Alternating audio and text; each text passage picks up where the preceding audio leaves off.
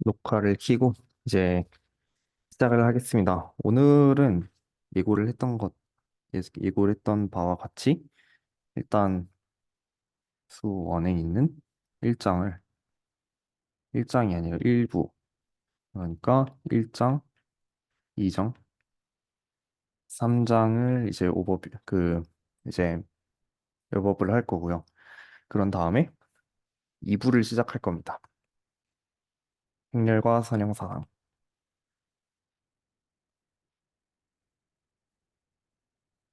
자, 일단 1부를 이제 다시 복습을 해볼 건데, 우리가 이제 1장에 있는 내용은 수열과 급수였죠.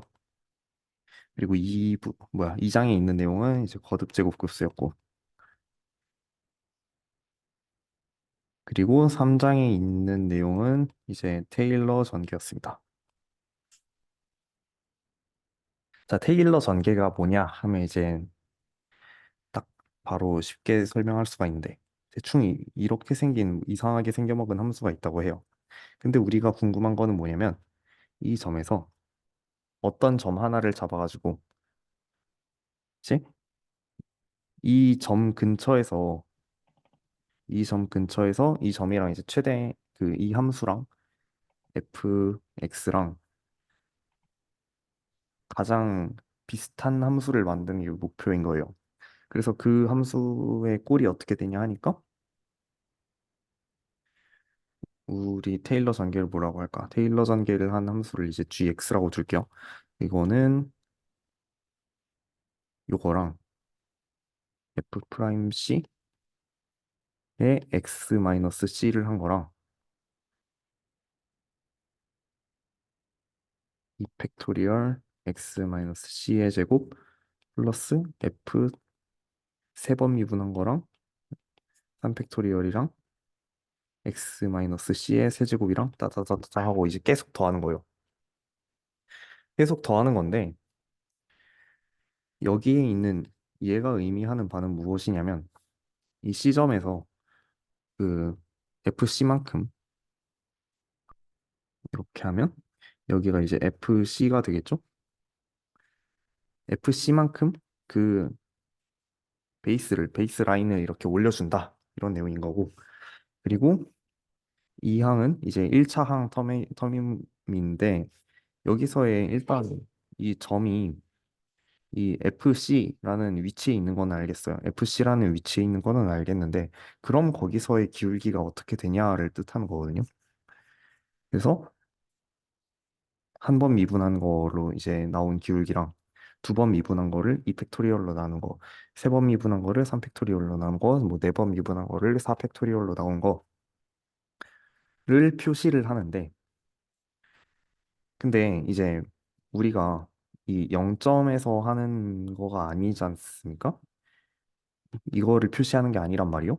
그래가지고 그거를 이만큼 옮겨가지고 이제 이 텀이 여기 원점이 아니라 여기 FC 점을 표현을 한 거라고 하고 그리고 여기에 있는 이만큼이 이제 이 기울기를 표현을 했다고 하면 x가 아니라 x-c의 거듭 제곱급수로서 표현을 함으로써 그거를 c만큼 이제 시프트를 지켜가지고 비로소 여기에 있는 이거를 이제 표현을 하게 된 겁니다. 그거를 계산을 하는 것이 이제 수학 원 일부의 이제 최종 목표였는데, 근데 우리가 궁금한 게 있어요. 우리가 처음에 잡았던 목적이 뭐냐면, 이 점에서 원래 함수 fx랑 가장 닮은 함수가 뭐냐를 구하는 게 목적이었단 말이에요. 근데 이제 문제가 뭐냐면, 가장 닮은 함수가 뭐냐? 가장 닮았다는 것이 뭐냐?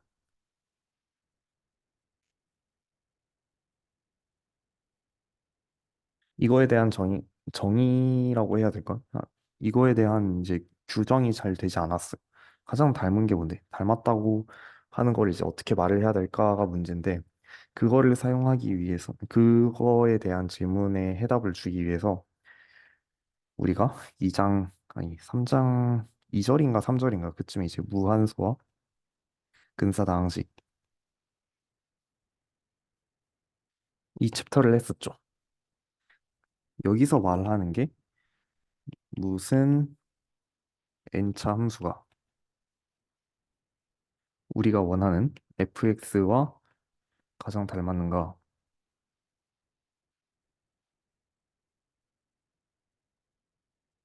라는 질문에 대한 해답을 줍니다. 그거에 대한 기준을 그 무슨 n차 함수를 폴리노미얼 n이라고 할게요. x에 대한 함수로 나타내진. 그래서 가장 닮았다는 것이 뭔가에 대한 이제 대답으로서 우리가 원래 알고 있던 함수 fx랑 폴리노미얼 n, x를 뺐을 때 오미크론 x의 대충 n승. 어, 그 점에서 이제 x의 n승이라는 함수보다 더 이 점으로 접근할 때 우리가 원하는 이 c라는 포인트로 접근을 할 때 더 빠르게 여기 있는 이 값이 0으로 간다라는 뜻이에요. 그게 왜 이제 닮았다는 근거가 되냐면 만약에 우리가 이거를 이제 계산을 한다고 해봅시다. 계산을 하면 분명히 fx라는 게 대충 이런 사람처럼 생겼다고 하면 대충 뭔가 이제 폴리노미얼 nx는 대충 뭐 이렇게 생겼겠죠? 뭐 다리 하나가 없을 수도 있고. 근데 그러면 대충 생긴 거는 비슷해요. 근데 이만큼 안 닮은 부분 있잖아요. 안 닮은 부분. 나머지 항. 이게 문제란 말이에요. 그래서 여기에서 빼고 난 이 남은 파란색 부분이 이제 x의 n승보다 빠르게 0으로 간다라는 건데 그게 의미하는 바가 뭐냐면 거기다가 0.0001을 대입을 해봅시다. 일단 그 x 마이너스 폴리노미얼 nx라는 놈이 있고 x의 n승이 있다고 쳐봐요. 거기다가 이거를 대입을 해봤을 때 이거는 0.0001의 n승이잖아요. 굉장히 작은 값이란 말이에요. 그리고 얘는 그것보다 더 작음을 이제 뜻하게 되는 거예요. 그래가지고 이것도 아무리 오차가 커봤자 이제 대충 A0라고 표시를 합시다. 그런 다음에 A1 X 0.001 N 플러스 1 플러스 N A2 0.0001 N 플러스 2 다다다다 대충 이런 식으로 표현할 수가 있겠죠. 이제 테일러 전개를 표현을 해서 이제 테일러 전개를 이용을 해서 어떤 함수를 이제 그 함수가 이제 무한번 미분 가능하다면 무조건 그 테일러 전개가 존재하며 유일하다는 게 우리가 주장하던 바였는데 그러면 이걸로 이제 빼고 났던 그 사람이랑 안 닮았던 그 남은 파란색 부분들 있잖아요. 이런 부분들.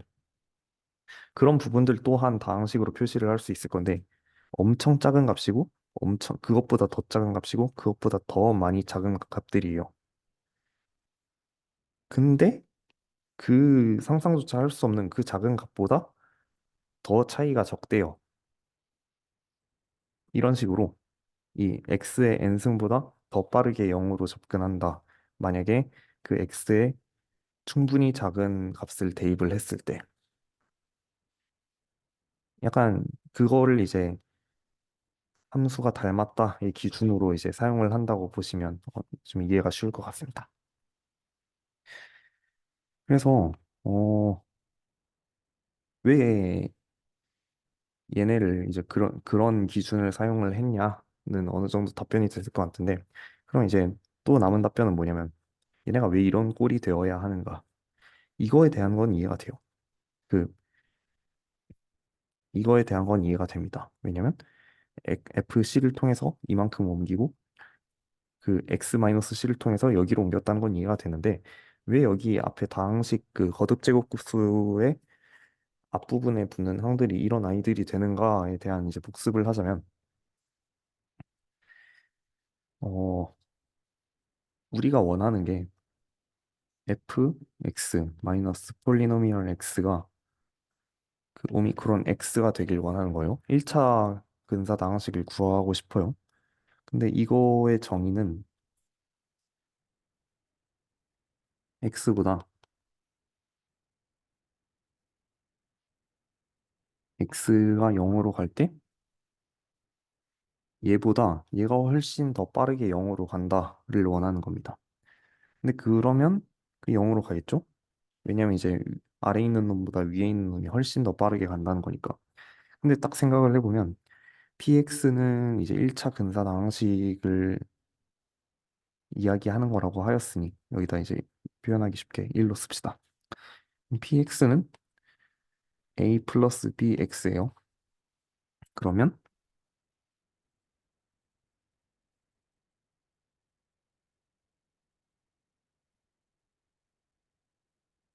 이런 식으로 표현이 될 것이고 이게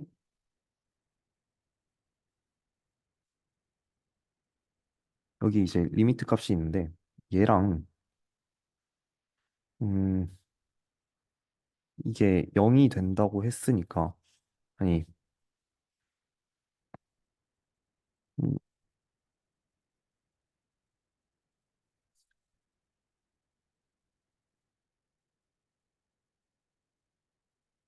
음, 아하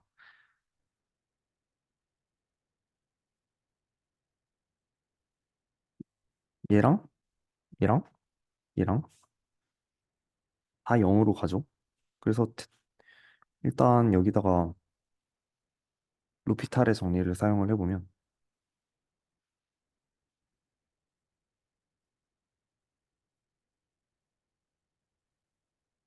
이게 돼요. 그래서 이런 결과를 얻을 수가 있게 되고 그리고 그거를 또 어떻게 대입을 해서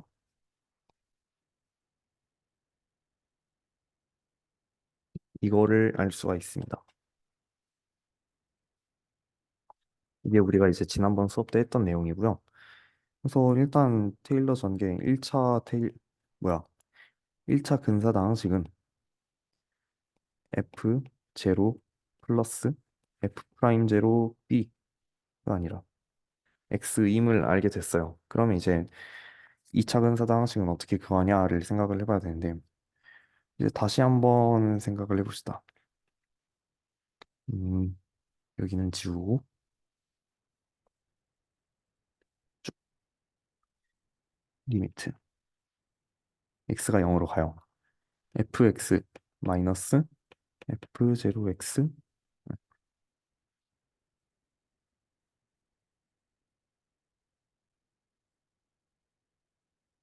이거를 생각을 해봅시다. 그러면 그 이런 수식을 한번 세워봤으면 분명히 우리가 알고 있기로 어 이거는 이제 0으로 가겠죠? 왜냐면 여기다가 0 대입하면 이 값이랑 똑같아지니까 일단 이 친구는 0으로 가고요. 그리고 이렇게 나눴을 때 분자도 0으로 가고 분모도 0으로 가죠. 그리고 이렇게 봤을 때도 여기 있는 x 때문에 얘도 0으로 가고 얘도 0으로 가요. 그러면 이제 로피탈을 적용을 할 수 있는 상황이 됩니다. 로피탈의 정리를 사용을 하면 f 프라임 x 마이너스 f 프라임 제로 오버 2x가 돼요. 왜냐면 여기는 이제 그냥 상수 아니니까 날아가 버리는 거고 얘만 살아남아서. 자, 근데 또 로피탈을 써요. 왜냐면 이 친구도 여전히 0으로 가고 얘랑 어차피 x가 0으로 가니까 이 값이랑 똑같이 될 거예요. 그래서 분자도 마찬가지로 0이 되겠죠? 한 번 더 로피탈을 씁니다.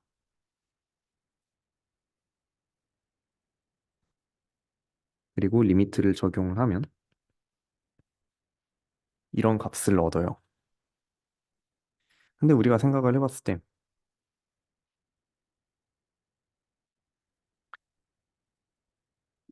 그 얘를 여기다 전개 아니 전개를 한 게 아니라 얘를 여기다가 넣어가지고 우변을 0으로 만들고 싶은 거예요. 맨 처음에는 그냥 별 이제 fx가 그냥 두 번 미분 가능하다라는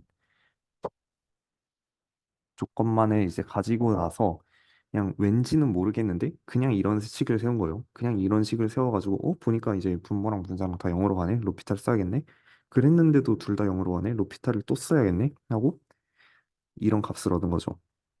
근데 우리가 이제 근사다항식에서 중요한 거는 어떤 함수 오버 x의 n승이 0으로 갈 때 그러면 얘는 이제 근사다항식 어쩌고 저쩌고다라고 이야기를 할 수가 있게 되는 건데 그것 때문에 우변을 이제 0으로 얘를 이제 0으로 만들고 싶은 거예요. 그래서 얘를 이쪽으로 넘깁니다. 이거는 다른 색깔 펜으로. 그랬더니 그 결과가 리미트 x가 0으로 여기다가 이제 위아래다가 이렇게 x제곱을 곱한다고 하면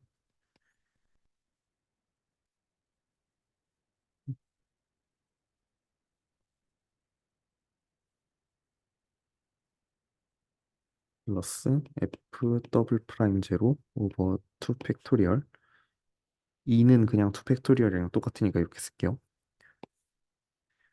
x 제곱이 되었습니다.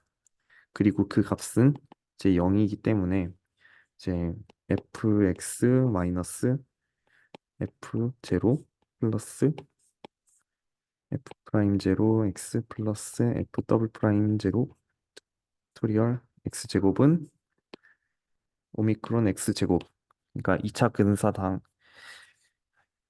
그 무한소 2차 약간 이런 식으로 된 거예요. 그래서 얘네가 이제 2차 근사당식이 된다. 이런 식으로 다시 한번 그 얘네를 여기다 넣고 이제 fx가 세 번 미분 가능하다면 이걸 이제 x 세제곱으로 놓고 이제 똑같은 짓을 또 하겠죠. 근데 여기 있는 거는 x 제곱을 한 번 미분하고 두 번 미분해서 이게 이렇게 됐어요. 근데 x 세제곱은 x 파란색 펜으로 합시다. x 세제곱은 한 번 미분하면 3x 제곱이고 두 번 미분하면 3 곱하기 2x고 세 번 미분하면 3 곱하기 2 곱하기 1만 남아요. 그래가지고 여기 있는 것이 그 이런 절차를 n번 반복을 해서 하나, 두 번 미분한 거 2 팩토리얼, 세 번 미분한 거 3 팩토리얼, 네 번 미분한 거 뭐 4 팩토리얼 이런 식으로 계속 전개가 되겠죠. 그러면 이런 식으로 일단 테일러 전개는 구했는데 그 테일러 급수 표현은 구했는데 그러면 이 테일러 급수가 어느 변미에서 수렴을 하는가?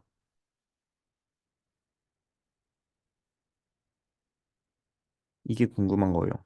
원래 이거를 나중에 궁금했어야 되는데 약간 배우는 순서상으로 어쩔 수 없이 이거를 이제 1장에서 먼저 풀어버린 거죠.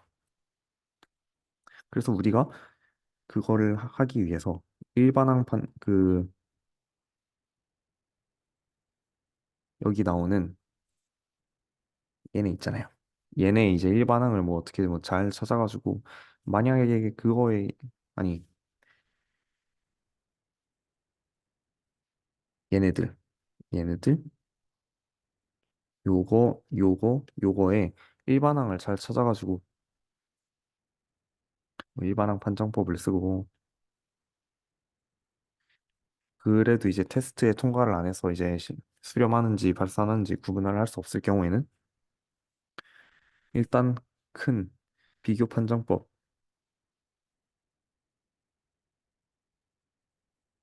이제 모든 양수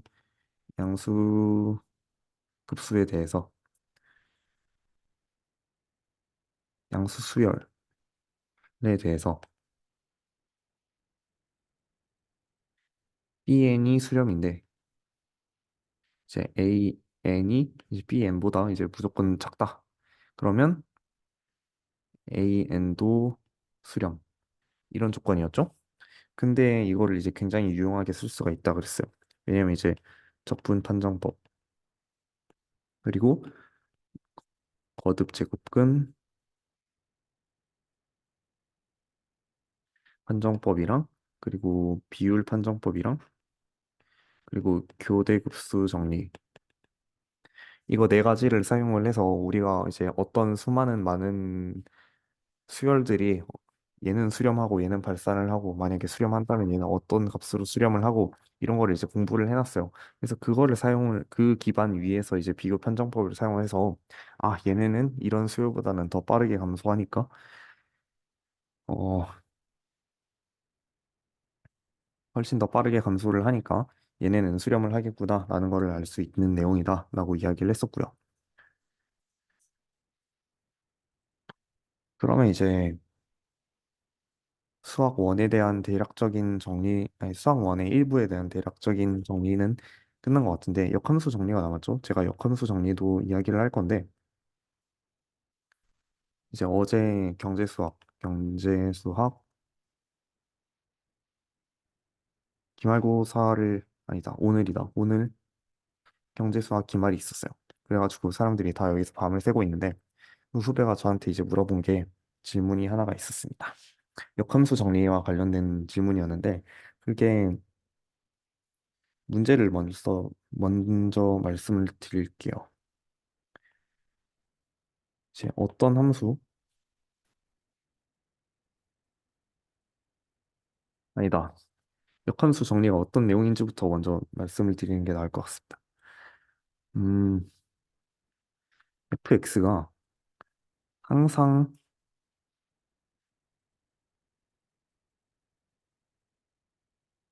이거거나 항상 f 프라임 x가 이거거나 이제 둘 중에 하나면 그 역함수가 존재한다.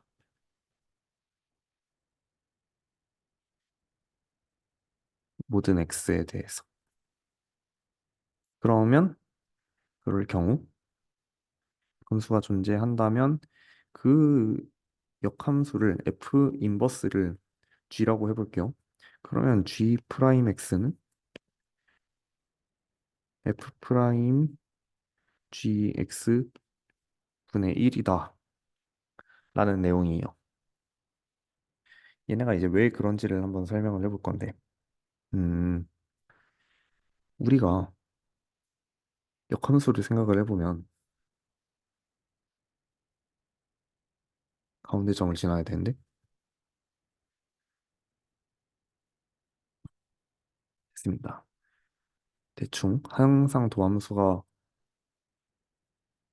양수인 어떤 함수가 이렇게 있어서 좀 잘 그려야 되는데 대충 이런 애가 있다고 합시다. 얘는 F고 얘는 G예요. 그러니까 F의 인버스. 만약에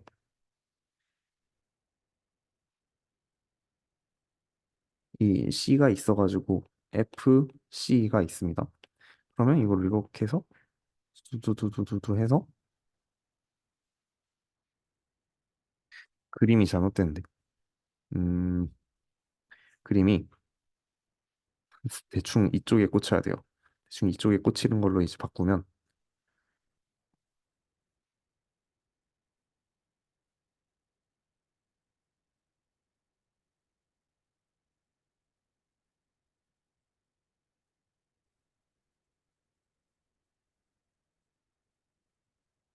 그 FC를 여기다 다시 넣으면 이 값이 나옵니다. 그리고 그 별은 C랑 똑같아요. 그러니까 이 말은 어떤 말이 되냐면 그 fx에다가 그 결과물을 이제 gx에다가 집어넣으면 x가 나온다는 거예요. 왜냐면 이제 서로가 서로의 역함수니까 어떤 변환을 시켰던 거를 이제 그대로 똑같이 역변환을 시켜버리면 원래 있던 놈이 나온다는 이야기죠. 그러면 얘네 가지고 이제 뭘 할 수가 있게 되냐면 우리가 합성함수의 미분을 배웠지 않습니까? 합성함수의 미분을 한번 해봅시다.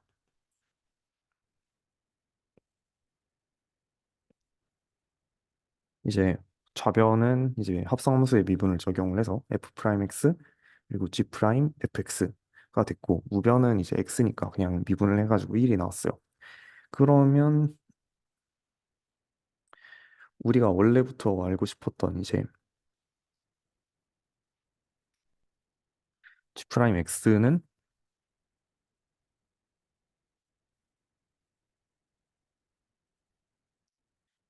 어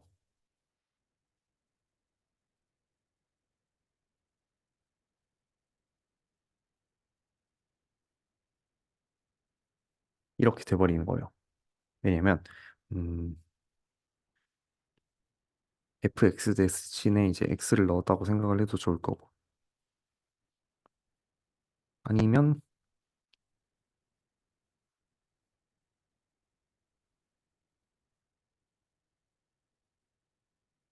g 프라임 fx는 이거인데 근데 우리가 이제 좀 뭐라고 해야 되지? 글자를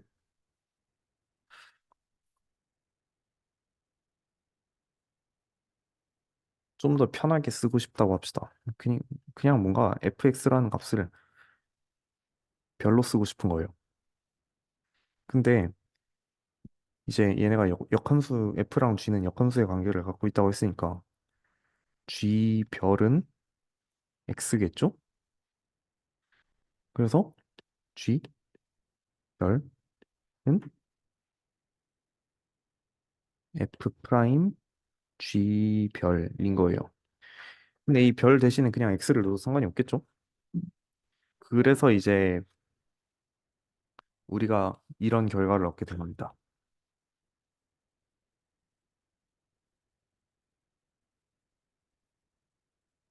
그래가지고 이걸 가지고 뭐 실제로 문제를 어떻게 풀었냐를 이제 보여줄 건데,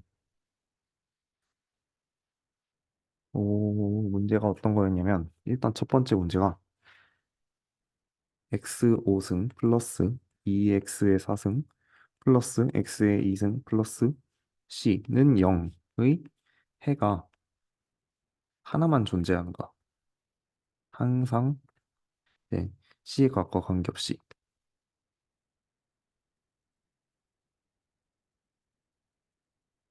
이거 어떨 것 같습니까? 채팅으로 대답을 주십시오.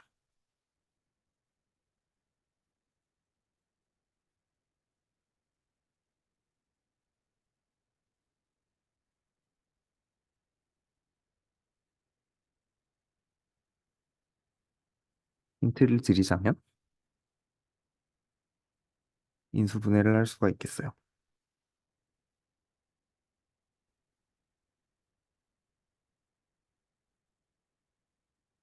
따봉이 떴네요.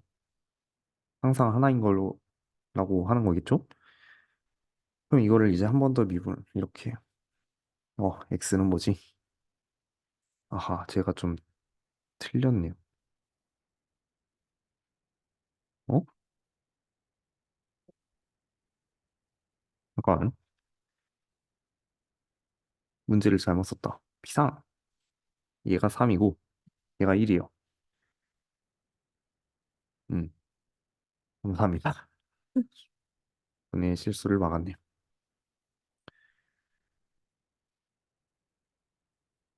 그래서 얘는 이제 이런 꼴로 쓸 수가 있게 돼요. 근데 이제 뭐 얘네가 어떤 c 값을 갖든지 어, 얘는 항상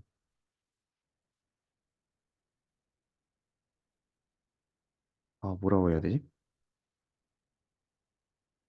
이거는 항상 양수예요. 근데 얘는 음수였다가 이렇게 양수로 가요. 그래가지고 뭔가 이게 그냥 항상 단조 증가할 것 같단 말이에요. x에 따라서. 그럼 이제 대충 뭐 이런 식으로 그래프가 생겼다고 했을 경우에 그러면 그게 마이너스 C인 지점은 아, 얘는 단조 증가가 아니구나. 중 얘가 마이너스 C인 지점은 언제나 존재할 거란 말이요. 뭐 마이너스 C가 여기 있을 수도 있겠고 마이너스 C가 여기 있을 수도 있겠고 마이너스 C가 여기 있을 수도 있겠고 해서 항상 저 왼쪽에 있는 얘가 마이너스 C가 되게 하는 값은 항상 존재해요.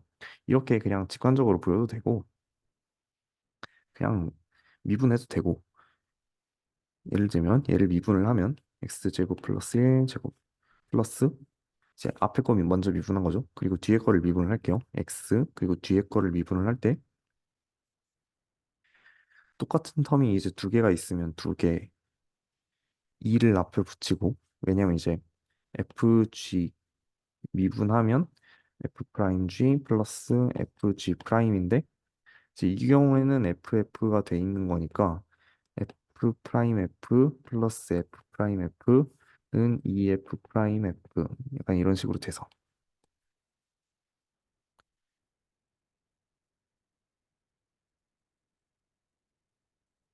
그리고 미분한 거 2x 곱하기 안 미분한 거. 자, 그러면 이걸 봅시다. 이거를 전개를 해보면 어떻게 되냐면 얘가 얘고 플러스 얘네 합치면 4x 제곱이네요. 그래서 4x 4제곱 플러스 4x 제곱. 그래서 총 미분한 값은 5x 4제곱 플러스 5x 제곱 5면 안 됐던 걸로 기억하는데 여기가 2구나. 그래서 얘가 이제 6이 나오고 그리고 플러스 1 이런 식으로 됩니다. f 프라임 x는 5x 대제곱 플러스 6x 제곱 플러스 1이에요. 근데 얘도 항상 양수고 얘도 항상 양수잖아요. 왜냐면 이거 제곱한 거니까 얘도 항상 양수고. 그래서 얘 미분값은 항상 양수예요. 그 이 친구의 미분값은. 그래서 항상 난조 증가한다라고 이제 말을 할 수가 있는 거고. 그러면 뭐 당장 아니 당 뭐 항상 단조 증가를 하면 그 값이 이제 뭐 마이너스 C인 지점은 언젠가 하나는 있겠죠. 그리고 하나일 거고요. 두 개는 없을 거예요. 그럼 이제 두 번째로 궁금한 점이 C에서의 위 방정식의 그러니까 x의 5승 플러스 2x의 3승 플러스 x 플러스 c는 0의 해를 GC라고 할 때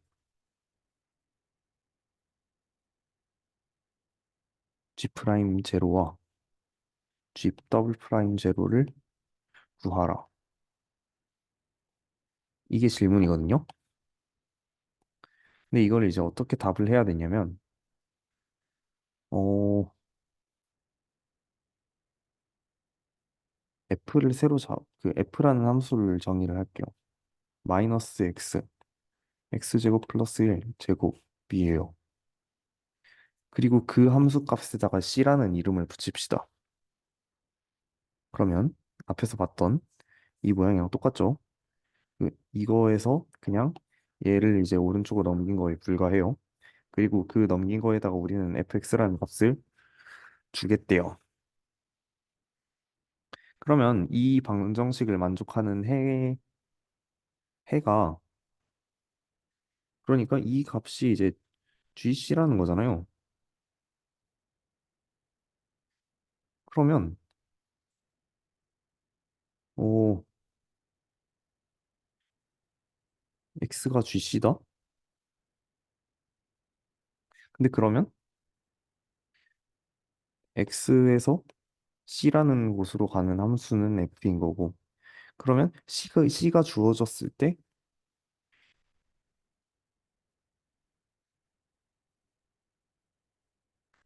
이제 x일 때 c는 얼마니가 이제 fx라면 반대로 c가 주어졌을 때 x는 얼마니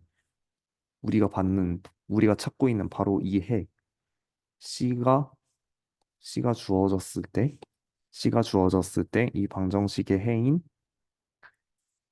여기다가 마이너스 붙인 얘가 이제 g라는 함수인 거죠.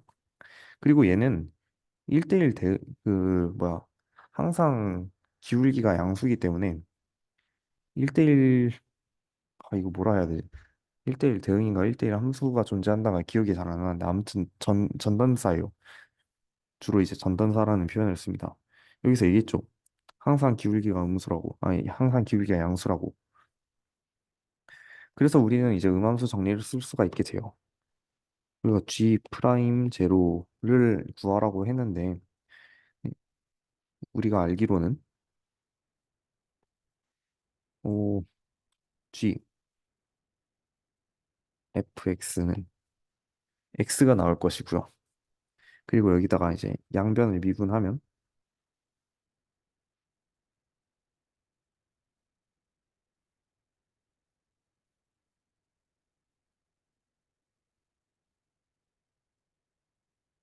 그래서 G 프라임 fx는 f 프라임 x분의 1이에요. 그리고 x에다가 0을 대입할 거예요. 왜냐면 그 여기다가 0 대입하면 0 나오죠. 그래서 f 제로는 제로예요. 그래서 여기 x에다가 0을 대입을 하면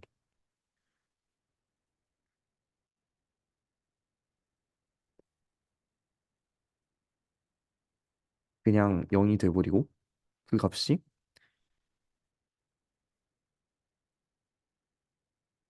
이렇게 됩니다. 그리고 앞에서 이거 구해놨거든요. 여기다 0을 대입을 해요. 그럼 1이죠. 그래서 1이 나옵니다. 1 맞나? 아씨. 아니지. fx가 이게 아니에요. 여기서는 fx가 이 함수였는데 여기서는 fx가 이 함수라서 얘를 미분해야 됩니다. 얘 미분하면 하고 나면 부호만 이제 여기 있는 이제 부호는 얘는 플러스인데 얘는 부호가 마이너스잖아요. 그래서 마이너스 붙여줘야 돼요. 큰일 날 뻔했네. 그래서 이렇게 됩니다. 는 마이너스 1이에요. 그러면 이제 두 번째로 f 더블 프라임을 아니 뭐 g 더블 프라임 제로를 구해봅시다. 이것도 마찬가지로 똑같이 하면 되겠죠. 시작하는 방법은 같아요. g fx는 x를 한 번 미분하면 우리가 알고 있던 그 방법대로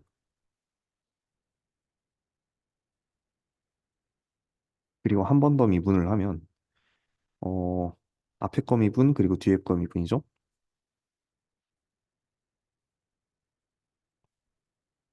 뒤에 거 그대로 두고 그 다음에는 뒤에 거 미분 하면 f 프라임 x가 또 생겨서 얘는 이제 제곱이 될 거고요. g 더블 프라임 fx는 0. 이제 상수인 1은 미분하면 0이 되니까. 그래서 우리는 얘가 관심사인 건데 이 친구만 이제 저변에 남고 싶어요. 그러면 얘를 이쪽으로 보내고 이걸로 나눠야겠죠? 그래서 f 더블 프라임 fx는 마이너스 f 더블 프라임 x g 프라임 fx 오버 f 프라임 x의 제곱이 되게 됩니다. 그리고 우리가 알기로 아니, 우리가 원하는 거는 g 더블 프라임 제로잖아요. 또 x에다가 그냥 0 넣으면 되거든요. x에 fx 아니, f 제로는 제로니까 그냥 x는 제로를 대입해도 돼요. 그럼 여기에다가 제로를 대입하면 이제 f 프라임 x는 마이너스 5x 4제곱 마이너스 6x 제곱 마이너스 1이었던 것 같은데 맞나? 맞지? 여기다가 이제 마이너스만 붙이면 되니까. 그래서 f 프라임 제로는 마이너스 1이에요. 마이너스 1의 제곱 그리고 마이너스 그리고 여기서 더블 프라임이 필요하잖아요. 더블 프라임 한번 구해봅시다. 마이너스 20x 세제곱 마이너스 18x 마이너스 1. 그럼 여기다가도 마찬가지로 이제 x는 0 대입하면 마이너스 1이죠. 마이너스 1. 그리고 g 프라임 fx인데 근데 우리가 g 프라임 제로인 거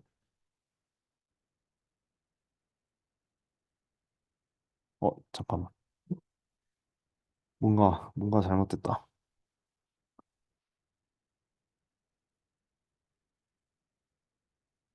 아하. 이 친구가 0이 되네요. 왜냐면 이제 상수는 미분하면 사라지니까 얘만 남아서 f의 더블 프라임 제로는 0이에요. 그래서 얘 날라갑니다. 얘가 이제 0으로 가버리니까 얘도 뭐 힘 써봤자 뭐 되는 게 없죠. 그래서 0. 이렇게 음함수 정리는 이 합성함수의 미분으로부터 이제 나온다는 거를 그 역함수랑 원래 함수랑 이제 합성을 하면 x라는 이제 항등함수가 나온다는 점과 그 합성함수의 미분을 활용을 하면 역함수 정리는 따로 이제 복잡하게 외우지 않고도 이제 쉽게 알 수가 있습니다. 그래서 지금 이거를 마지막으로 이제 수원에 대한 복습은 끝났고요. 지금부터 2부를 시작을 하겠습니다. 이 펜이 빨간 펜이네. 2부는 이제 행렬과 선형사상이죠.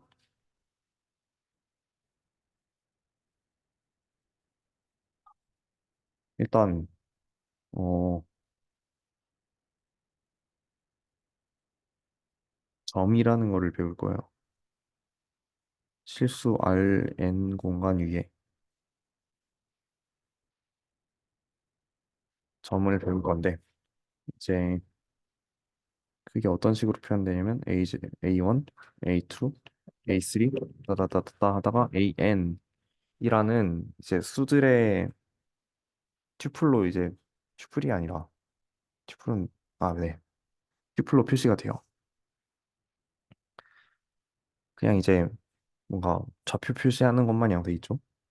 그래서 이걸 이제 N 실수 공간 위에 점이라고 하고요. 그것들을 이제 집합 그 N 실수 공간을 Rn을 어떻게 정의하기로 했냐면 A1, A2, A3, AN까지. 근데 집합의 조건 제시법으로 이제 표시를 하자면 A1이랑 A2랑 A3이랑 AN은 전부 다 실수예요. 그래서 그걸로 되어 있는 모든 얘네들의 집합을 실수 N 실수 공간이라고 합니다. 보통 그냥 Rn이라고 이제 표시를 하고요.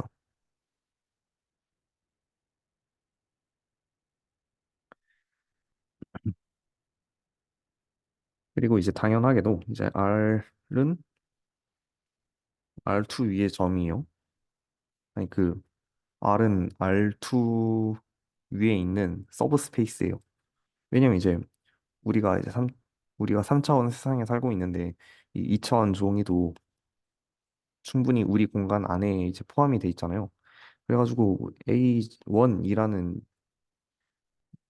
애가 있으면 얘는 그냥 A1, 0 이런 식으로 다 더 큰 공간 안에 포함이 돼요.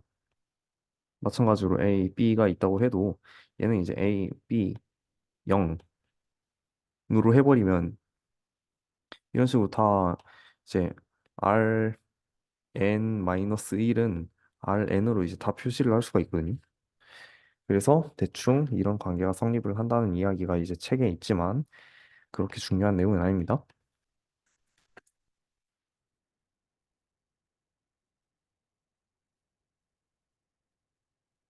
그러면 이 점들에 대해서 좀 연산을 하고 싶어요.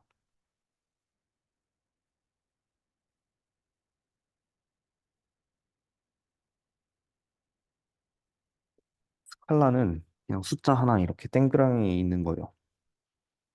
아무튼 우리가 이 점들에다가 스칼라 곱을 하고 싶고 점들끼리 더하고 싶대요. 근데 그게 굉장히 스트레이트 포워드한 직관적인 방법으로 이제 정의가 돼요. 당연히 A, B랑 C, D를 더하고자 하면 A 플러스 C, B 플러스 D로 해야 될 것만 같고 K, A, B를 하면 KA, KB로 해야 될 것 같아요. 이런 식으로 이제 더하기라는 연산과 스칼라 곱이라는 연산을 정의를 하는데 왜 이렇게 정의를 하는가?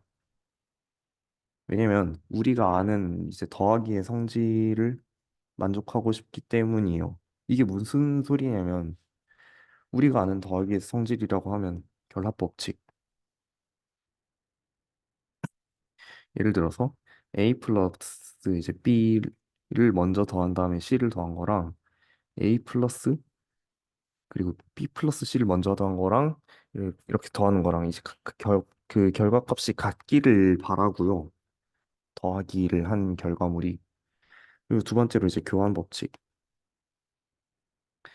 어, A 플러스 B랑 B 플러스 C, A랑 우리가 뭔가 더하기라고 부를 만한 것을 이제 정의를 했을 때 이런 성질을 당연히 만족했으면 좋겠잖아요. 그거를 이제 더하기로 부르는 거고요. 그리고 항등원의 존재.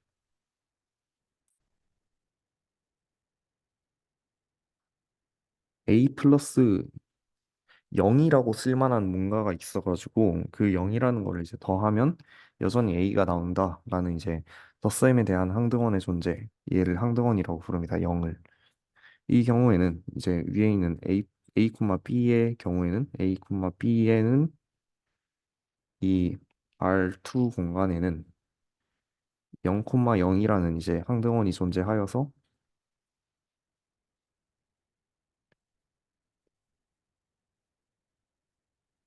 그 결과값이 원래 있는 놈이랑 이제 똑같게 나오기를 도와주는 이런 항등원이라는 놈이 존재했으면 좋겠어요. 그리고 여건 또한 존재합니다. A라는 놈이 있고 마이너스 A라는 놈이 있는데 마이너스 A라는 놈의 정체는 아직 모르겠는데 그 마이너스 1이라는 스칼라를 곱한 게 아닙니다. 그냥 뭔가 있었으면 좋겠는 놈이요. A랑 마이너스 A라고 표시하는 놈이랑 더해가지고 0이 나오게 하는 뭔가 마이너스 A가 존재했으면 좋겠대요. 근데 우리는 그거를 마이너스 1 곱하기 A를 선택을 해서 A, B에다가 마이너스 A, B를 해서 그 항등원이 되게 만드는 이제 여건이 존재한다. 더하기라면 마땅히 얘네를 만족해야 하지 않겠는가? 라는 이야기를 하게 되는 겁니다. 그리고 이런 성질들을 만족하는 거에 되게 좋은 예시가 이런 식으로 정의되는 덧셈이고요. 어, 뭔가 제가 이게 안 맞는 거를 하나를, 아하, 스칼라곱도 마찬가지로 스칼라곱이 만족했으면 좋겠는 여러 가지 성질들, 예를 들면 이제 E, A, B는 뭐 대충 이거는 제가 아직 잘 기억이 안 나서 그런데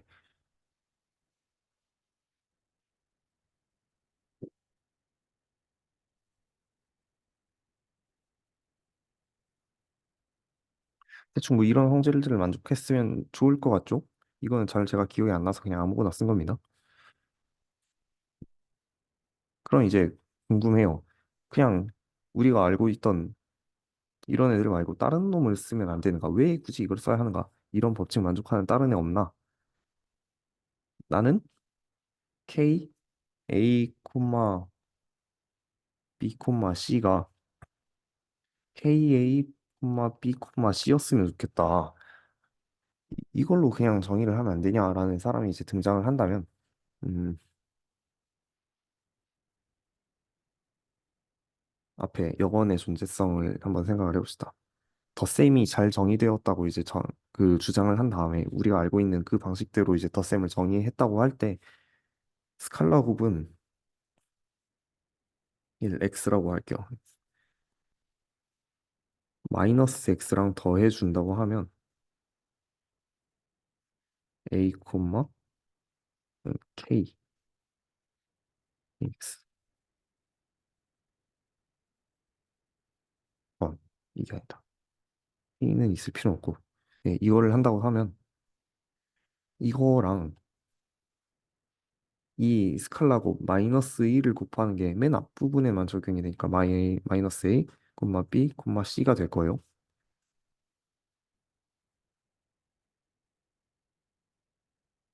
이렇게 돼서 뭐 영원히 잘 안 나오죠.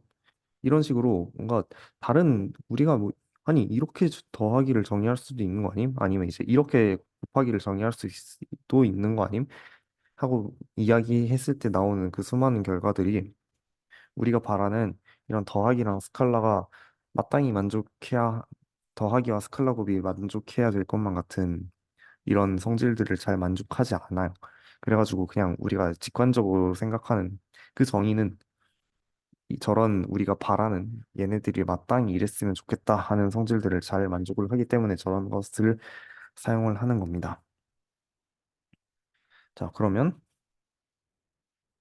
뭔가 2장 1절이 아니 뭐야 2부의 4장이 끝난 것만 같은 기분이 드는데 맞나?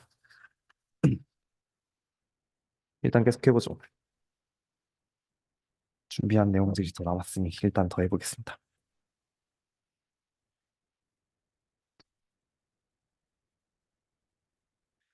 아무튼 이런 식으로 결합 법칙, 교환 법칙, 덧셈에 대한 항등원, 덧셈에 대한 여건, 그리고 스칼라 곱에 대한 결합 법칙, 그리고 스칼라 곱 교환. 이건 이제 K 프라임이나 K 프라임 K 곱하기 X나 같다는 거겠죠? 그리고 스칼라 곱의 결합 법칙은 K 프라임 X랑 K 프라임 X랑 같다는 뭐 대충 이런 얘기일 거고요. 그리고 여기에 항등원. 1인지 그 우리가 생각하는 숫자 1인지는 모르겠는데 뭔가 이런 식으로 이제 표시할 수 있는 놈이 있어서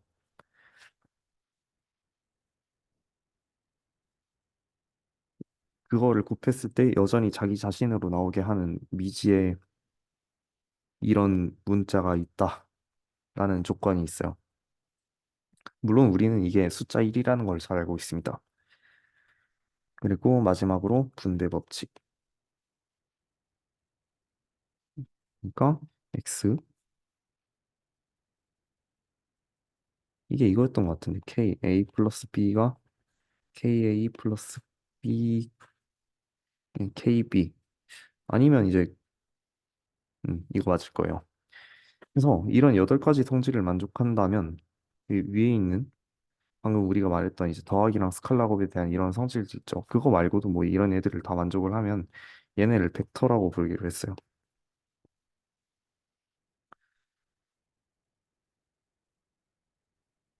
그런 벡터를 가지고 우리가 앞으로 많은 것들을 할 겁니다.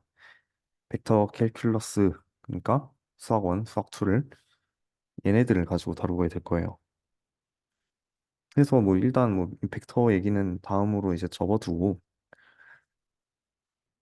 아니다. 마지막으로 하나만 예시를 들고 할게요.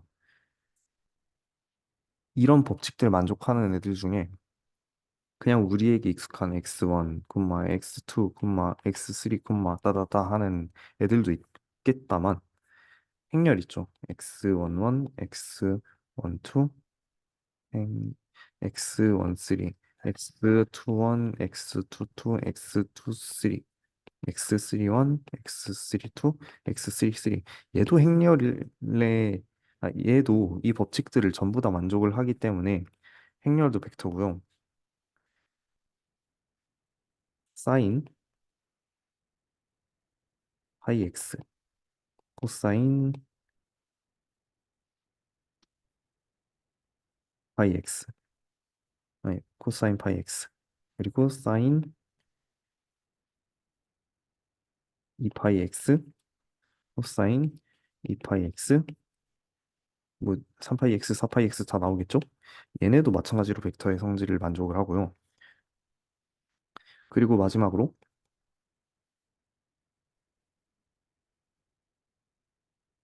얘네들 있죠? 다항식들, 거듭제곱 급수들. 얘네도 얘네들의 성질을 다 만족합니다. 쉽게 확인해 보실 수 있을 거예요. 그 뭐 결합법칙 만족하니, 교환법칙 만족하니, 덧셈의 항등원이니, 뭐 이런 거 다 하나씩 하나씩 쉽게 확인을 할 수가 있습니다.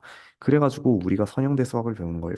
왜냐면 우리가 처음에는 얘네들에 대해서 연구를 했어요. 얘네들, 이 아이들, 그냥 우리에게 익숙한 그냥 숫자 나열로 된 이 벡터들에 대해서 연구를 했는데 너무 좋은 성질들이 많아가지고 이거를 그냥 버리기는 아깝다. 다른 애들한테도 다 써주고 싶다. 그러면 우리가 얘네를 연구를 해서 알아낸 이 좋은 성질들이 어떤 것들을 만족을 할 경우에 그 성질들이 만족하는 걸까를 연구하다 보니까 아, 이거를 이런 8가지 성질들만 만족을 하면 다른 애들도 이제 다 그 성질들을 만족을 하는구나 라는 거를 알아내가지고 얘를 벡터라고 부르는 게 아니라 이 성질들을 만족하는 애들을 벡터라고 부르고 얘도 끼워 넣고 얘도 끼워 넣고 얘도 끼워 넣고 얘 그냥 다 끼워 넣은 거예요. 그렇기 때문에 이런 정말 다양한 대상에 대해서 너무나 좋은 많은 성질들이 있어서 그 선형대 수학을 공부를 하게 되고 그걸 기반으로 해서 뭐 물리학이든 뭐 전기정보공학부나 뭐 인공지능이라든지 뭐 기타 정말 다양한 분야에서 선형대수를 활용을 하게 됩니다. 너무나 많은 대상에 대해서 다루기 때문에. 그리고 경제 쪽에서도 정말 도움이 되고요. 뭔가 이제 계량 쪽에서도 막 딥하게 다루는지는 모르겠는데 아무튼 경제 좀 양적 연구를 할 때는 양적 연구를 하는 학문에서는 어디서나 일단 배워두면 도움은 된다라고 말해도 딱히 틀린 말은 아니에요. 선형대 수학 아주 좋습니다. 아무튼 다음 내용으로 갑시다. 우리가 점에 대해서 이야기를 하고 있었죠? 벡터 얘기를 하고 있던 게 아니에요. 그래서 그냥 뭐 A1, A2, A3, A4 이런 애들이 있어. 그리고 B1, B2, B3, B4 이런 애들이 있습니다. 얘네를 가지고 거리라는 거를 정의를 하고 싶어요. 그냥 뭐, 뭐라고 해야 할까? 3개짜리일 수도 있겠고, 뭐 2개짜리일 수도 있겠고, 그냥 n개짜리일 수도 있겠고. 근데 이 점 사이의 거리라는 것을 어떻게 정의하냐면, 는 어떻게 정의되냐면, 기호로는 이렇게 쓰고요. 이거를 이제 점을 캐피탈 A랑 캐피탈 B로 표시를 하겠습니다. 그래서 캐피탈 A랑 캐피탈 B의 사이 거리는 이런 기호로 표시를 하고 A1 마이너스 B1 제곱 플러스 A2 마이너스 B2의 제곱 이거 해서 대충 뭐 4까지 가겠죠. 거기다가 이제 루트 씌운 값을 점 사이의 거리라고 이제 정의를 합니다. 그냥 이제 피타고라스 거리 약간 이런 건데 나중에 수학 같은 거를 보면 뭐 체스보드 거리라든지 아니면 그 이진 거리라든지 또 뭐 있었지? 체스보드 거리랑 이진 거리랑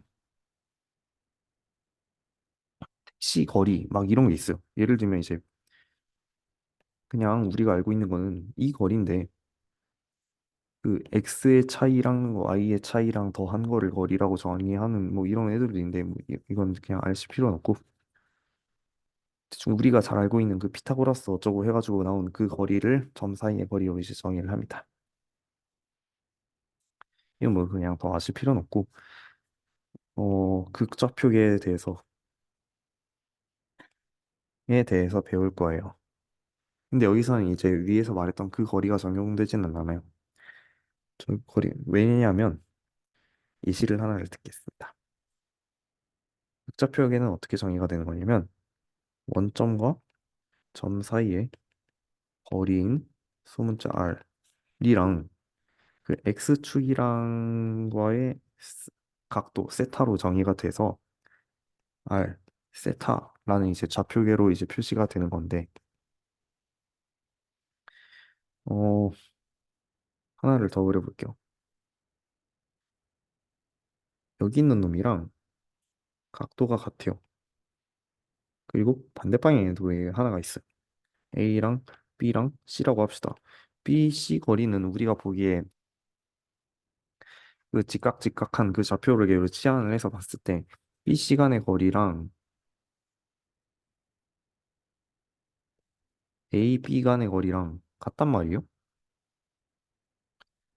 근데 이걸 이제 좌표계로 표현했을 때 3R 플러스 콤마 세타 얘는 R 콤마 세타 얘는 R 콤마 마이너스 세타가 될 건데 위에서 이제 점 사이의 거리 저거 정의하는 방식대로 해버릴 경우에는 그 B 마이너스 C는 계산해보면 뭐가 되냐면 어 2세타가 되고요. A 마이너스 B는 마찬가지로 얘는 다르게 이제 2R이 되네요. 얘네 둘이 같아야 되는데 얘가 세타가 얼마냐 뭐 R이 얼마냐에 대해서 또 상황이 달라질 수가 있잖아요.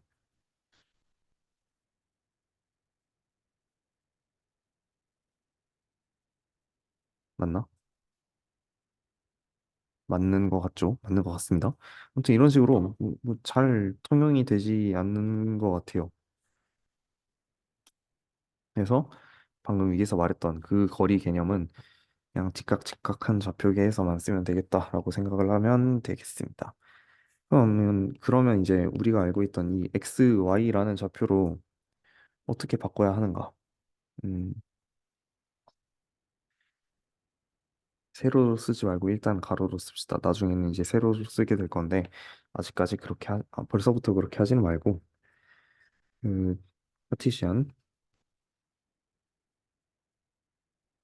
그러니까 이제 우리가 알고 있던 바로 그 좌표계 거기서 극좌표계로 바꾸려면 원점과 그 점 사이의 거리 그냥 이거고요. 세타는 아크 탄젠트 x분의 y가 되겠어요. 그럼 이제 각도를 뱉어내니까 이거가 뭐 그렇게 중요한 내용은 아니라서 이걸 외우거나 막 억지로 이해하려고 하거나 그러지는 않으셔도 되고 그냥 속도만 대충 저런 느낌이구나 하고 따라오시면 됩니다. R이랑 세타를 반대로 이제 폴라에서 카티시안으로 바꿔볼게요. 그러면 당연히 사인은 이거 R분의 이 거리분의 높이니까 사인 R 사인 세타가 Y로 하고 R 코사인 세타가 이제 X로 갑니다. 그걸 이제 X, Y 코디네이트로 이제 표현을 하려면 대충 R 코사인 세타, R 사인 세타를 쓰면 돼요. 그렇기 때문에 이제 ax 플러스 by 플러스 c는 0이란 이제 직선의 방정식을 폴라 코디네이트로 나타내게 되려면 x는 뭐라 했죠? r 코사인 세타라 했죠? r a 코사인 세타 플러스 r b 사인 세타 플러스 c는 0. 이걸 이제 좀 더 깔끔하게 정리하면 r a 코사인 세타 플러스 b 사인 세타 플러스 c는 0으로 이제 정리가 되겠지요? 이런 식으로 이제 곡선 아니 폴라 코디네이트에서도 적당하게 이제 직선의 방정식을 표현할 수가 있다 정도가 이제 내용이 되겠습니다.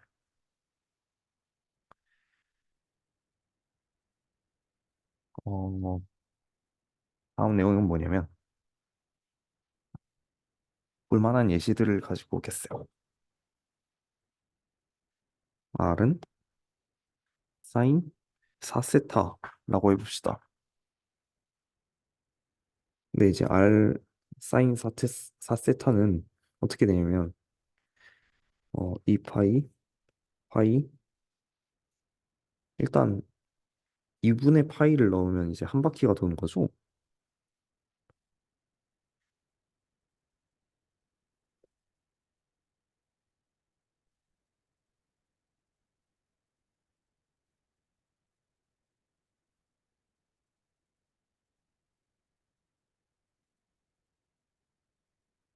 대충 그래프가 이렇게 될 건데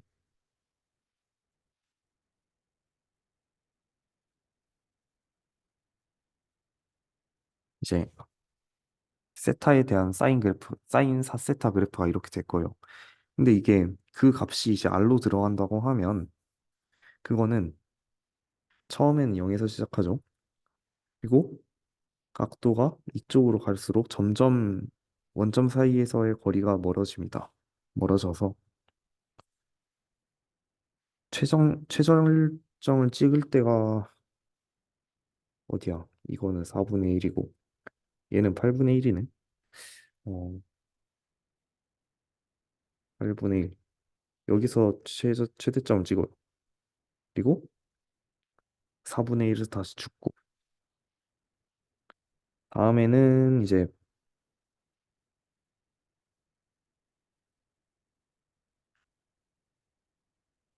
이렇게 합시다.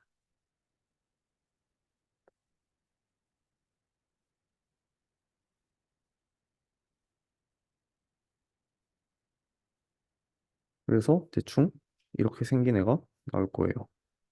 꽃 모양이 나왔어요. 이런 이 그래프의 뭐 개형을 그려봐라 하는 문제들이 시험에도 자주 나올 거예요. 그래서 대충 이런 식으로 그리면 되겠다 하면 되고, 음, 좀 더 복잡한 예시로는 플러스 코사인 세타가 있는데, 이 세타가 감에 따라서 말이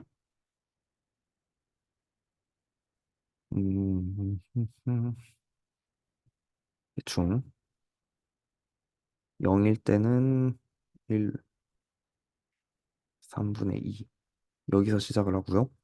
그리고 파이, 2파이 그려놓고 여기서는 마찬가지일 거고 만약에 이제 파이가 되면 얘가 이제 값이 3을 찍겠죠? 왜냐면 2-1분의 2 2지. 이거 대충 뭐 이런 내용이 될 것 같아요.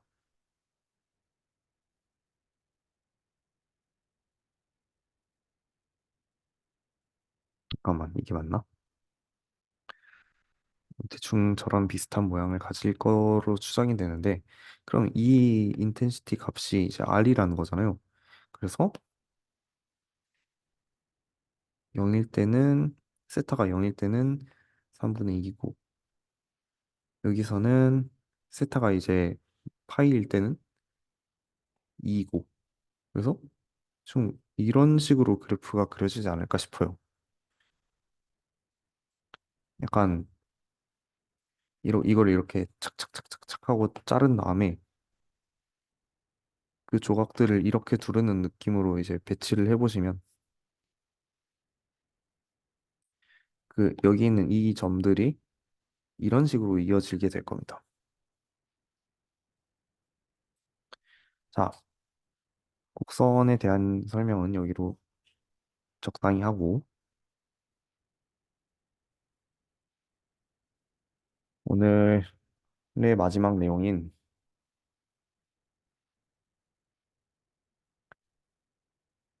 실린더리컬 코디네이트과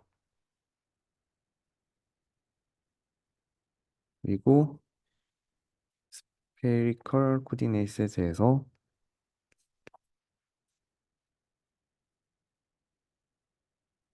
설명을 할 거예요. 이게 그냥 내용 자체만 설명을 하는 거라서 그냥 딱 소개 수준만 하는 거라서 뭔가 더 예제가 있고 구체적인 설명이 있고 그렇지는 않거든요. 그래가지고 뭔가 음? 어쩌라는 거지? 싶어도 어 넘어가셔야 돼요. 어차피 나중에 이제 지겹게 만나게 될 친구들이라서 일단은 가르쳐, 가르쳐 드리기는 하겠습니다. 이게 그 수원 오버뷰 할 때 첫 번째 영상에서 다루는 내용이긴 한데 어떤 점이 이렇게 있을 때 이거를 x, y 플레인에다 꽂습니다. 살짝 휘어지긴 했는데 그냥 쓰죠. 아, 그리고 이거 Z가 위로 가야 되는 건 알겠는데 X랑 Y는 좀 순서 헷갈리면 안 되거든요. 무조건 X에서 Y로 이렇게 반시계 방향으로 돌아가는 거를 규칙으로 해야 되는데 그 이유가 있어요. 약간 나중에 이제 외적을 배울 때 X 크로스 X 크로스 Y는 Z가 나와야 되는데 그게 이제 오른손 법칙을 따라가지고 그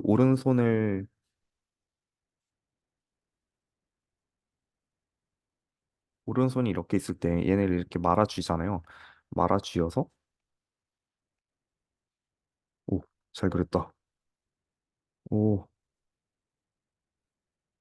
대충 이런 식으로 이제 말아쥐게 되는데 그 말아지는 방향이 이제 X 크로스 Y가 Z 방향으로 이제 엄지손가락이 Z 방향으로 가야 돼요. X에서 Y 방향으로 말아지는 게 Z 방향으로 엄지가 가죠. 오른손을 썼을 경우에는 반대로 이제 Y에서 Z 방향으로 말아쥐었을 때는 엄지가 거꾸로 갈 거예요. 근데 이제 X 크로스 Y가 Z가 돼야 되기 때문에 이런 식으로 그려져야 돼요. 아무튼 여기서는 좌표기를 어떻게 쓰냐면 이걸 이제 땅에다 꽂아요. 땅에다 꽂아가지고 XY 플레인에다가 우리가 표현하고 싶은 이 P 좌표 X, Y, Z를 실린드리컬 코디네이트로 어떻게 표현을 하냐면 R, 세타, Z로 표현을 하는데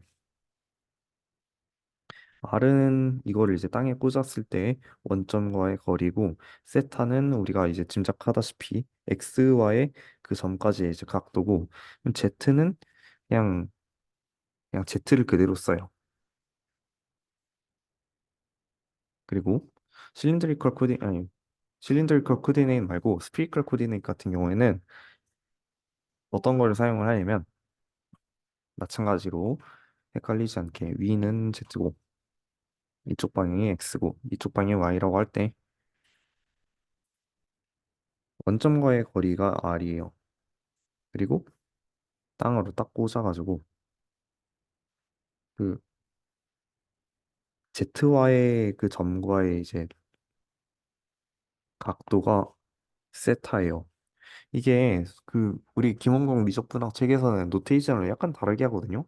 그래서 좀 헷갈리기는 하는데 어차피 나중에 뭐 물리를 하든 뭘 하든 다 제가 사용하는 지금 사용하는 노테이션을 쓸 거라서 나중에 수학 수강하실 때 그때 가서 따로 익숙해지시고 지금은 이걸로 먼저 익숙해지는 게 도움이 될 겁니다. 그래서 그 일단 원점과의 거리가 R이라고 했고 그리고 Z와의 각도가 세타라고 했고 이거를 딱 땅에 꽂았을 경우에 X축과 이제 벌어진 정도를 각도를 이제 파이로 표시를 합니다. 그렇게 될 경우에 이제 변환을 어떻게 해야 되냐면 어, x, y, z라는 놈이 있을 때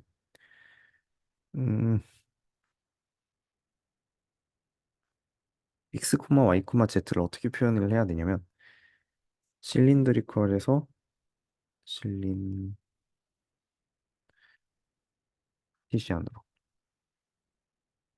그러니까 이 직각좌표에 이제 x, y, z로 어떻게 표시를 해야 되냐면 r이랑 세타랑 z로 표시를 했으면 그거를 r 코사인 세타 r 사인 세타 z로 이제 표시를 하시면 됩니다. 그러면 왜 그러냐면 이 x좌표 있죠. x좌표 이거를 일단 이걸 땅에 꽂고 이렇게 수순 바를 내려보면 r 코사인 세타예요. 그래서 이게 s로 나오고 r 사인 세타는 그게 y 값이고요. z는 그냥 그대로 z를 쓰면 돼요. 반대 방향으로 한번 해볼까요? x, y, z를 알 때 z 카르티시안에서 실린드리클로 어떻게 바꿔야 되냐면 z는 마찬가지로 이제 그대로 쓰고 오, 코사인 세타 음, r r은 이거죠. 원점과 땅에 꽂은 거 사이 거리 요거 그렇기 때문에 그냥 바로 이제 이거 제곱분에 이거 제곱하면 나오고요. 세타 같은 경우에는 아크탄젠트 x분의 y가 되겠네요. 이거는 앞에서 극좌표계 소개를 할 때 했던 내용과 거의 대부분 공유합니다. 그럼 이제 좀 다른 경우가 문제인데 스피리컬에서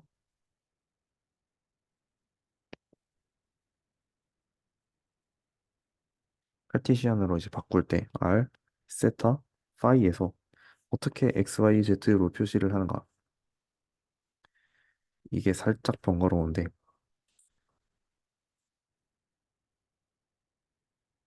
r 세타 파이로 이렇게 표시를 해놨어요. 이게 r 세타 파이예요. 그러면 일단 그거의 x좌표는 땅으로 꽂아봅시다. 땅으로 꽂은 다음에 그 코사인 파이를 때리면 될 것 같아요. 그러면 그 이거는 이거는 r 아니야 r 사인 세타예요. 그래가지고 r 사인 세타에다가 코사인 파이를 때린 게 이거예요. 그래서 r 사인 세타에 코사인 파이 콤마 이제 y는 어떻게 표시하냐면 마찬가지로 똑같이 r 사인 세타 해놓고 사인 파이를 하면 아니 사인 파이를 하면 이 P의 Y 좌표가 나오겠죠? 그래서 R 사인 세타 사인 파이가 돼요. 그리고 마지막으로 Z가 남았는데 Z는 그냥 이거죠. R 코사인 세타 하면 됩니다. 이거는 외울 필요가 있어요. 일단은 외워둘 필요가 있는 게 왜냐면 이거 가지고 나중에 그 좌표계 변환하고 적분할 때 그 적분 팩터 어쩌고 저쩌고 적분할 때 팩터 붙이는 거 어쩌고 저쩌고 얘기를 했잖아요. 근데 그거 유도할 때 이제 사용할 다양한 것들이라 가지고 이제 x가 얼마나 증가할 때 뭐 r이 얼마나 증가하고 세타가 얼마나 증가하고 이거를 다변수 미분을 해가지고 표현을 하게 되는데 이제 그때 사용할 거라서 외워둘 필요가 있다고 이야기를 하는 겁니다. 반대 방향도 하죠.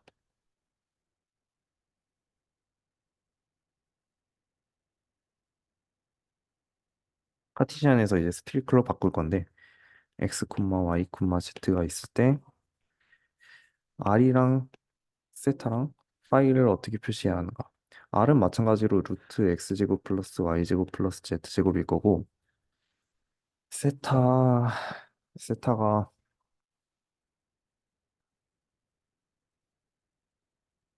아크탄젠트 어 이거 거리 뭐니? 아크탄젠트 루트 x제곱 플러스 y제곱 플러스 z제곱분의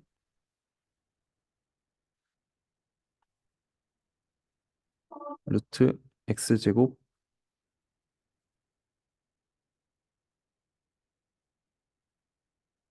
아니 이제 그 크탄젠트 이거 뭐야 파란색으로 하자.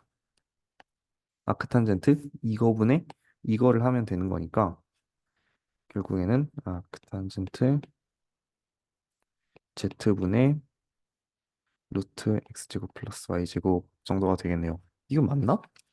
잘 기억이 안 나네. 아크탄젠트를 썼던 게 아니었던 걸로 기억하는데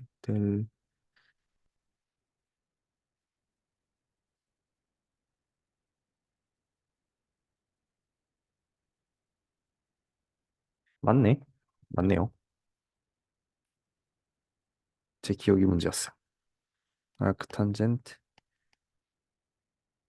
루트 x제곱 플러스 y제곱 이거는 좀 치우고 안 치워지네? 꼭 이렇게 해야지. x제곱 플러스 y제곱 오버 z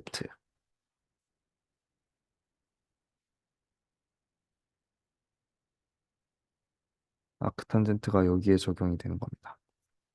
그리고 파이는 음, 그냥 이거예요. 아크탄젠트 x분의 y x분의 y 하면 이 각도가 나요. 왜냐면 탄젠트가 이 각도가 주어졌을 때 이거분의 이거를 주는 함수니까 반대로 이거분의 이거를 줬을 때 각도를 주는 함수는 탄젠트의 역함수인 아크탄젠트가 되겠죠. 이 좀 더럽게 써놓기는 했는데 한번 직접 해보시면 도움이 될 겁니다. 그래서 오늘 수업은 여기로 마칠게요. 혹시 질문 있으신가요?